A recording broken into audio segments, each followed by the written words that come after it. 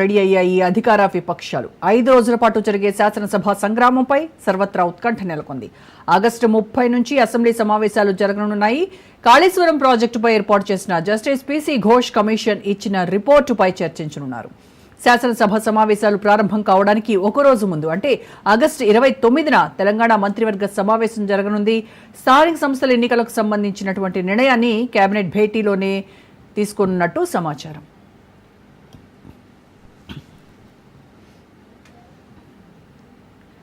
Justice PC Ghosh commission ఇచ్చిన నివేదికకు ఇప్పటికే రాష్ట్ర మంత్రివర్గం ఆమోదముద్ర వేసింది. కాళేశ్వరం కమిషన్ రిపోర్టుపై అసెంబ్లీలోనూ చర్చించాలని తెలంగాణ ప్రభుత్వం నిర్ణయించినట్టు సమాచారం. జస్టిస్ పిసి ఘోష్ ఇచ్చిన రిపోర్ట్ 600 పేజీలకు పైగా ఉంది.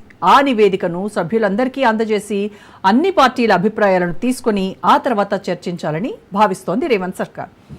చర్చల తర్వాత కాళేశ్వరం కమిషన్ రిపోర్టుకు సంబంధించి తుది నిర్ణయాలు తీసుకోనున్నారు.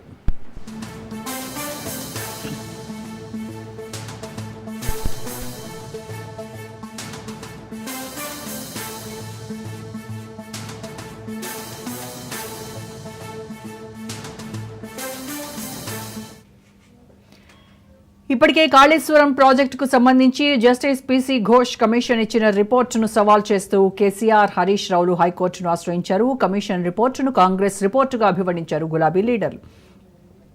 అసెంబ్లీలో మైక్ కట్ చేయకుండా ఉంటే నిజానిజాలను బయటపెడతామని స్పష్టం చేశారు బీఆర్ఎస్ అగ్రనేతలు. అసెంబ్లీ వేదికగా గర్జనకు గులాబీ దళం సిద్ధమవుతోంది. ఇప్పటికే ప్రజాక్షేత్రంలో రేవంత్ సర్కార్పై బీఆర్ఎస్ పోరాటం చేస్తోంది. శాసనసభలోనూ గళమెత్తేందుకు సన్నద్దమవుతున్నారు ఆ పార్టీ ఎమ్మెల్యేలు. 5 రోజుల పాటు రేవంత్ ప్రభుత్వానికి చుక్కలు చూపిస్తామంటున్నారు.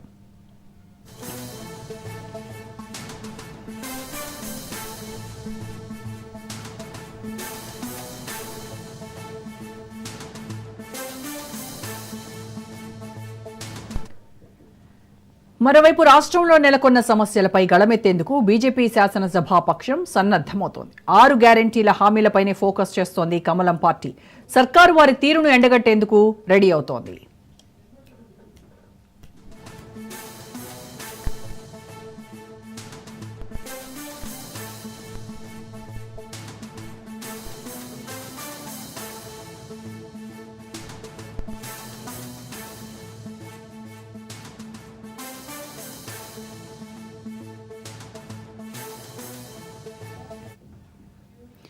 ఇక యూరియా కొరత తెలంగాణ రైతాంగాన్ని వేధిస్తోంది. కేంద్రంపై రాష్ట్రం, రాష్ట్రంపై కేంద్రం ఆరోపణలు ప్రత్యారోపణలు చేసుకుంటున్నాయి.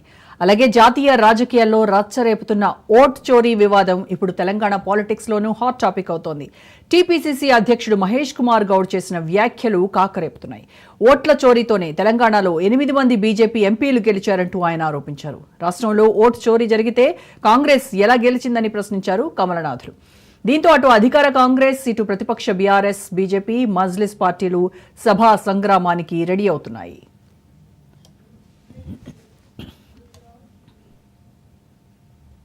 దీనిపై ఇవాల్టి డిబేట్లో మాట్లాడదాం. దానికంటే ముందు ఒక షార్ట్ బ్రేక్ తీసుకుని వద్దాం. స్టే